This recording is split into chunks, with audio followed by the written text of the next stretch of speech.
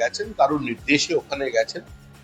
একা ব্যক্তিগত ইচ্ছায় তো কুণাল ঘোষ চলে যেতে পারেন না তৃণমূল কংগ্রেসের পক্ষ থেকে। তিনি একটা দায়িত্বে আছেন। কুণাল ঘোষকে পাঠানো হয়েছিল পুরো বিষয়টাকে গুলিয়ে দেবার জন্য।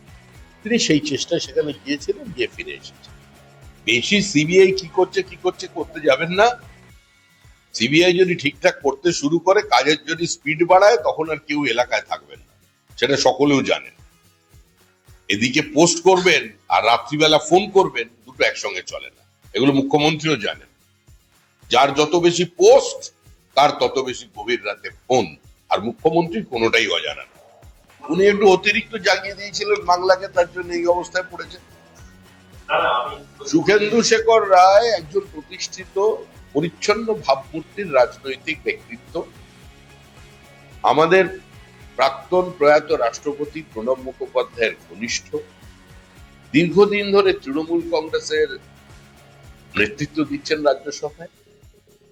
উনি আমার দলের প্রবল বিরোধী, কিন্তু ওনার একটি পারিবারিক রাজনৈতিক ঐতিহ্য আছে।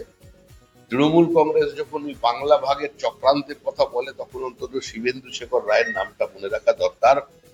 ওনার পিতাশ্রীর কারণেই আজকে আমরা এখান থেকে ফারাক্কা ব্রিজের ওপর দিয়ে যেতে পারছি। মালদা জেলাটা ভারতবর্ষের মধ্যে আছে।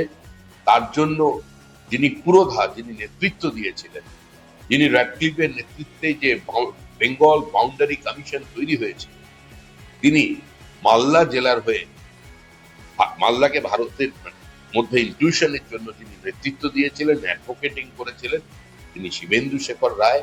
মালদা জনসংঘের সভাপতি, হিন্দু মহাসভার তিনি সভাপতি ছিলেন, যার নাম আজকে এই প্রজন্ম মনে রাখেনি, যার জন্য ওখানে মিউনিসিপ্যালিটির পর মিউনিসিপ্যালিটি বদল হয়েছে, সরকারের পরিবর্তন হয়েছে। ইতিহাস বইয়ে কোনোদিন শিবেন্দু শেখর রায়ের নামটা আসেনি। আর তিনি সমস্ত বিবাদমান জমিদারদের এক জায়গায় নিয়ে এসে, তাদের কলকাতায় নিয়ে এসে পৌঁছেছিলেন শ্যামাপ্রসাদ মুখার্জি, এন.সি. চ্যাটার্জির কাছে, রমেশচন্দ্র মজুমদার, সুনীতি চ্যাটার্জি, মেঘনাথ সাহেদের কাছে। তার নাম শিবেন্দু শেখর রায়। তার পুত্র সুখেন্দু শেখর রায়, তিনি অন্য রাজনীতি করেছেন, কংগ্রেসের রাজনীতি করেছেন, পিতার পথে হাঁটেন। কিন্তু সব পথ এক জায়গায় গিয়ে শেষ হয়। তিনি, তার বিরুদ্ধে যেটা হয়েছে তাতে আমরা মর্মাহত। এবং আমার মনে হয় সমস্ত প্রতিবাদী মানুষ যারা তৃণমূলকে চরমে ভাবে বিরোধিতা করেন, তারাও অন্তত সুখেন্দু শেখর রায়ের এই ঘটনায় তাকে যেভাবে সামন করা হয়েছে এর প্রতিবাদ করবেন। প্রতিবাদীরা তার পাশে আছে।